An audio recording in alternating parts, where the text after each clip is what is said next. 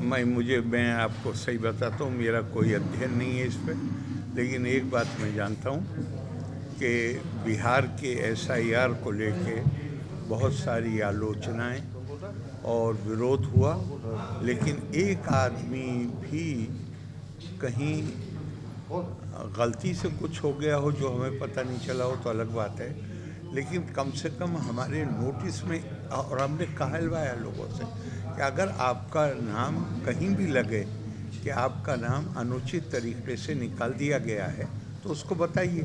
तो इलेक्शन हो गया पूरा, उसके पहले प्रक्रिया चली, फिर इलेक्शन हो गया पूरा, कहीं से ये शिकायत नहीं आई, कहीं से ये शिकायत नहीं आई कि किसी का नाम उसमें से निकाला गया हो। तो उस नाते मैं कह रहा हूँ, बाकी मेरा इस बारे में कोई ज़ाती तौर पे कोई अध्ययन नहीं है, मगर दुनिया का तरीका है कि हम कुछ वर्षों के बाद अपनी लिस्टों को रिवाइज करते हैं। वो पूरी दुनिया का तरीका है, हर लोकतंत्र में होता है। सर, बट दिसंबर में इलेक्शन कितना ये फिर मैं वही बात कहूँगा कि इस पे मेरा बहुत ज़्यादा नहीं है, लेकिन एक राय बनती है। तो जो जो इश्यूज ज़्यादा इम्पोर्टेंट हैं सर, कि आज भाई। जी भोपाल में आज एक मीटिंग हुई जमीयत उलमा हिंद।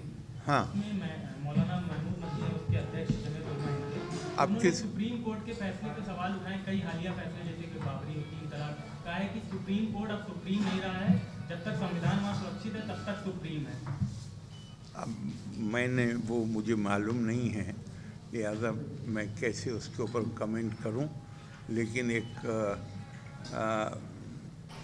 गणतंत्र के नागरिक होने के नाते हमारा सबका दायित्व है कि हम अपनी संवैधानिक संस्थाओं के प्रति सम्मान रखें। लोकतंत्र तो लोकलाज से चलता है। अगर हम खुद ही अपनी संस्थाओं को की विश्वसनीयता पर सवाल करेंगे तो ये तो एक संकट पैदा करने की। सर, चुनाव से पहले बिहार में पलायन और शिक्षा एक बड़ा मुद्दा था, तो उसको सुधार के लिए सर कुछ आगे के क्या प्लान रहेगा, क्योंकि लगातार पलायन की स्थिति। अब ये मैं आज बताना, आज कुछ भी कहना ठीक नहीं है, क्योंकि 1 तारीख से विधानसभा का सत्र की घोषणा हो गई है और सरकार की तरफ से जो नीतिगत वक्तव्य होता है, जिसे राज्यपाल सदन के सामने जो जॉइंट सिटिंग होती है उसके सामने पढ़ते हैं, वो 3 तारीख को है। लिहाजा उस बात पर पहली बात तो ये नीतिगत ये प्रश्न है, ये राज्य सरकार को ही करने, मगर राज्यपाल को पहले सेशन में उनका जो नीति वक्तव्य है वो पढ़ना होता है और वो 3 तारीख को है। लिहाजा मेरे लिए इस वक्त उस पर कुछ भी कहना अनुचित होगा। सर, एसआईआर लागू हुआ बिहार में, जिसके बाद जो वोटिंग परसेंटेज था उसमें काफ़ी सुधार देखने को मिला था। कुछ राज्य ऐसे हैं जो इसका लगातार विरोध कर रहे हैं, क्या लगता है? मैं तो आपको अपनी राय दे सकता हूँ, मैं किसी के विरोध को तो कमेंट नहीं करूँगा कि बिहार में एसआईआर होने के बाद एक भी शिकायत ये नहीं आई कि मेरा नाम अनुचित तौर से लिस्ट से हटा दिया गया। सर, वंदे मातरम को लेकर भी महमूद नदवी ने कहा है कि जो मुर्दा कौम होती हैं वो वंदे मातरम बोलती हैं और जो जिंदा कौमें होती हैं वो नहीं बोलती, वो उसका डट। अब मैंने उनको सुना नहीं है, मुझे नहीं पता उन्होंने क्या शब्द प्रयोग किए हैं। मैंने आप जो वो बता रहे तो जब तक मैं सुनूं नहीं तो उस पर कमेंट करना ठीक नहीं रहता है। मगर मैं इस पे बहुत बोला हूँ पहले, आपको ध्यान होगा। मैंने इसका वंदे मातरम का उर्दू में तर्जुमा करके, अनुवाद करके जो लोग विरोध कर रहे थे उनके यहाँ भिजवाया था और मैंने उनसे कहा था कि भाई ये बताइएगा कि किसने ये भेजा है, बस ये पूछिएगा कि इसमें कोई आपत्तिजनक बात है। और उन्होंने कहा कि कोई इसमें आपत्तिजनक बात नहीं है। असल में संस्कृत में है तो उसे समझते नहीं हैं, और सिर्फ अकेले वो नहीं जो उसके ख़िलाफ़ बोलते हैं, जो उसे गाते हैं और उसके बहुत अच्छा लगता है जिनको। ऐसे कितने लोगों का मुझे फ़ोन आया क्या कह रहे भाई, पहली दफ़ा पता चला कि इसका अर्थ ये है। ये बड़ा सुंदर। तो लोकतंत्र में धर्म का क्या स्थान होना चाहिए आपके हिसाब से? नहीं, अब असल में बात ये है कि ये विषय, इस पे आप अपने पत्रकार संघ की तरफ से कोई एक बैठक रखिए, मैं आ जाऊंगा। ये बाइट्स में इसका जवाब नहीं होता है, इसलिए कि आप पूरी दुनिया पे एक पैमाना नहीं लागू कर सकते। भारत की जो परंपरा रही है उसमें तो जो बानो मामले को पर आपने विरोध किया था, एक पूरी दिशा नहीं दी थी राजनीति को, और उसके बाद अभी बहुत सारी चीज़ें बदल गई हैं, मुस्लिम महिलाओं को बहुत सारे हक मिल चुके हैं। अभी क्या आपको लगता है कितना काम अभी और बाकी है? जिंदगी जब तक बाकी है तब तक काम बाकी है। चलिए साहब, 6 बज गया, हम लोगों का कार्यक्रम हो जिंदगी रहा जब है। तक बाकी है, काम बाकी है। हर दिन नई चुनौतियां आती हैं, हर दिन नए परिस्थितियां बनती हैं। उन परिस्थितियों के हिसाब से आपको अपने आप को ढालना होता है। आज की मुस्लिम महिलाओं के संदर्भ में अगर अकेले मुस्लिम महिलाएं क्यों, मुस्लिम महिलाओं का तो इसलिए था क्योंकि वो जो नई परिस्थितियां बदली थी, तो बहुत से लोगों को अंग्रेजी में कहते हैं रोमांस ऑफ रिग्रेशन। हमें इसमें बड़ा अच्छा लगता है कि हम पीछे की तरफ चलें, तो वो उसके खिलाफ आवाज़ उठाई जानी चाहिए थी, उठाई गई। और मैं तो समझता हूँ कि सबकी में समस्या एक है, टुकड़ों में बांट के नहीं देखना चाहिए। हम एक देश हैं, एक लोग हैं, सबकी समस्याएं एक जैसी हैं। विविधता का सम्मान, विविधता स्वीकार, लेकिन जो संकल्प है वो एक होना चाहिए। सर, एक लास्ट क्वेश्चन है। आपने महमूद मदनी का वो नहीं सुना है, लेकिन उन्होंने कहा है जिहाद एक पवित्र शब्द है, जिसको कि मीडिया और जो राज्य सरकारें हैं उन्होंने गलत नाम दिया है। इस पे मैं कहूँगा, थोड़ा सा मैंने पूरा नहीं सुना, लेकिन ये वाला जिस वक्त मैं कमरे में दाखिल हो रहा था तो ये मैंने उनका सुना। जिहाद वाला वो तो पूरी स्पीच तो आती नहीं है, नहीं पूरी। वो थोड़ा सा 1 मिनट बता दूं महेंद्र भाई, इसे बता दूं, ये इम्पोर्टेंट है। ये जो अब आपने सवाल किया है ना, मैं शुरू में इसकी अपेक्षा कर रहा था, लेकिन शुरू में आपने नहीं पूछा, इतना टाइम निकल गया।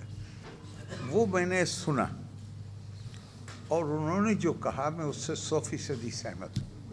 पहले पूरी बात सुनिएगा। उन्होंने कहा कि जब तक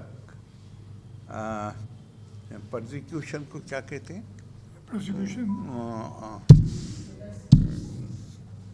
प्रोसिक्यूशन को का मुझे अभी ध्यान नहीं आ रहा शब्द, नहीं मगर नहीं हिंदी का ज़रूरी है, उससे ज़्यादा अच्छा लगेगा वो मैं अभी बताता हूँ आपको।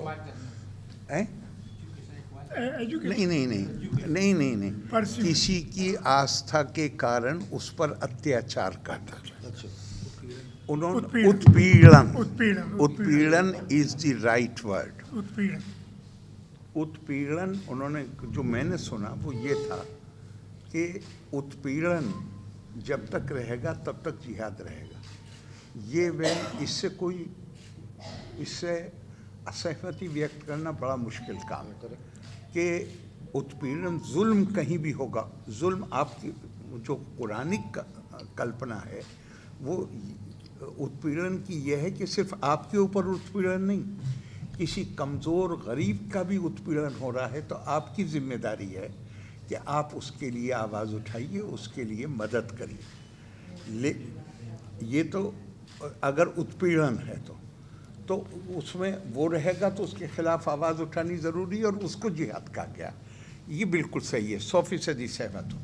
लेकिन समस्या यहाँ आती है कि ये बात महमूद मदनी साहब प्रेस में या मुझे नहीं पता कहाँ बोल रहे थे, वो पता कर लीजिए, जहाँ भी वो बोल रहे थे वो वहाँ पब्लिक में तो वो ये बोल रहे हैं, लेकिन उनका जिस शिक्षण संस्था से ताल्लुक़ है वहाँ पे वो पढ़ा क्या रहे हैं कि जिहाद क्या है, ज़रा उसे गौर कर लीजिए। अगर उत्पीड़न के खिलाफ लड़ाई को जिहाद कहते हैं तो मुझे तो नहीं लगता कि कोई भी उससे असहमत हो सकता है। लेकिन ये किसको कहते हैं मैं इन्हीं के यहाँ पढ़ाई जाने वाली किताब, जो इन्हीं के यहाँ पढ़ाई जाती है देवबंद में, मैं उसका सिर्फ एक लाइन कोट करता हूँ और मैंने उसको, वो इत्तेफाक से मेरे पास है भी। शरीयत किसको कहते हैं? शरीयत इस्लामी कानून। हाँ, बिल्कुल सही आपने, देखिए यही समझ होनी चाहिए तभी सवाल ठीक बना। अब इसमें सुनिएगा, यहाँ पे जो ये पढ़ा, कुरान वही कह रहा है जो वो उन्होंने कहा है, उससे मैं डिसएग्री नहीं करूँगा, सहमत हूँ। लेकिन ये क्या कह रहे हैं? ये कह रहे हैं शरीयत में जिहाद दीन हक, मतलब जिसे आप सच्चा धर्म मानते हैं, भाई मैं तो उसी को मानूंगा ना जिसको, एक तो मेरा एटीट्यूड ये है कि भाई जितने रास्ते हैं सब सही हैं, जो नॉर्मली हिंदुस्तान का तरीका है।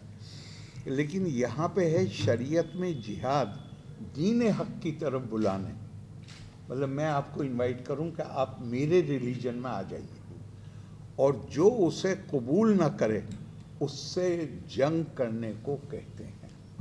वो गलत चीज़ कितनी पढ़ा रहे हैं। और जो वो कह रहे हैं वो बिल्कुल सही, मैं एग्री करता हूँ। अगर किसी का उत्पीड़न हो रहा है, उसके खिलाफ लड़ाई लड़ना, या उसको उसके खिलाफ आप निकल के आए मैदान में, वो उसे कुरान जिहाद कहता है, ये मैं भी एग्री करता हूँ। लेकिन यहाँ पे जो ये बच्चों को पढ़ा रहे हैं, ये इनकी किताब है, मेरी किताब नहीं है। और ये जो वहाँ कोर्स है उसमें कुरान पूरा नहीं पढ़ाया जाता, ये किताब पूरी पढ़ाई जाती है। और इसमें यह है कि शरीयत में जिहाद दीन हक की तरफ, दीन हक मतलब सच्चा धर्म कह सकते हैं, सद्धर्म कह सकते हैं, बुलाने। और जो उसे, आप मुझे इनवाइट करिए कि भाई आप मेरे साथ आ जाइए, आप ये हो जाइए, मैं मना कर दूं तो आप मेरे खिलाफ डंडा उठा लें, तलवार उठा लें, तो ये तो जिहाद बता रहे हैं। उत्पीड़न, जिसे उत्पीड़न कहा जाएगा, ये बच्चों को वो पढ़ा रहे हैं कि धर्म के नाम पे उत्पीड़न किया जा सकता है। मैं इनवाइट करूँगा आपको, आप अस्वीकार कर दें तो फिर मुझे आपके खिलाफ लड़ाई लड़नी चाहिए। एक ही देश में एक ही शब्द के दो अर्थ। उसे छोड़ दीजिए, वो उस पर मत जाइए। आज की तकरीर पे जाइए। आप पब्लिक में कह रहे हैं कि उत्पीड़न के खिलाफ आवाज़ उठाना या उत्पीड़न के खिलाफ संघर्ष करना जिहाद है। ये आप अपने बच्चों को नहीं पढ़ाते। अगर उत्पीड़न के खिलाफ आवाज़ उठाना, संघर्ष करना जिहाद, अगर उसको वाकई वो मानते होते तो मौलाना मदनी पहले आदमी होते जो कश्मीर जाते जब कश्मीरियों को उनके घरों से निकाला जाता। वो उत्पीड़न है। उत्पीड़न के खिलाफ आवाज़ उठाना कोई शुबा नहीं, उसको कुरान जिहाद कहता है। मतलब कथनी और करनी में अंतर है उनके। हम अपना हक तो मानते हैं, ये वो पढ़ाते हैं बच्चों को पढ़ाते हैं नहीं।